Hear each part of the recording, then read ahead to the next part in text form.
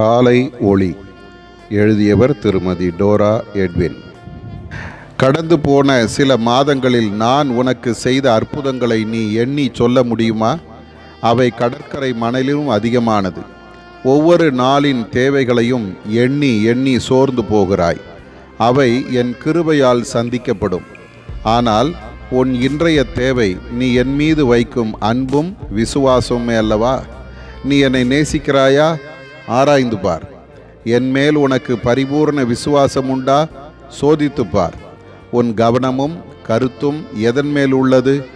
மகளே, இல்லாமல் போகும் பொருள்களின் மேல் உன் கண்களை பறக்க விடுவானேன்? என் அண்டையில் நெருங்கி வா, இங்கே ஏறி வா.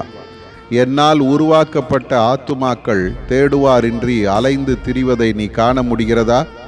நீ பெற்றிருக்கும் இலவசமான ரட்சிப்பு அவர்களுக்கு இல்லையே. உன் தேவைகளை நினைத்து வாழாதே, அவைகள் அற்புதமாய் சந்திக்கப்படும்.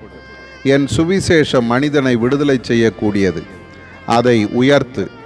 ஞானமானது வெளியே நின்று கூப்பிடுகிறது, வீதிகளில் சத்தமிடுகிறது. என் கடிந்து கொள்ளுதலுக்கு திரும்பு. நான் கடிந்து கொள்ளும்போது சோர்ந்து போகாதே. என் வேலை பெரியது. எழுந்திரு, புறப்படு, போ அல்லது அனுப்பு. ஆதார வசனம்: எனக்கு செவி கொடுக்கிறவன் எவனோ அவன் விக்கினமின்றி வாசம் பண்ணி ஆபத்துக்கு பயப்படாமல் அமைதியாயிருப்பான். நீதிமொழிகள் 1:33.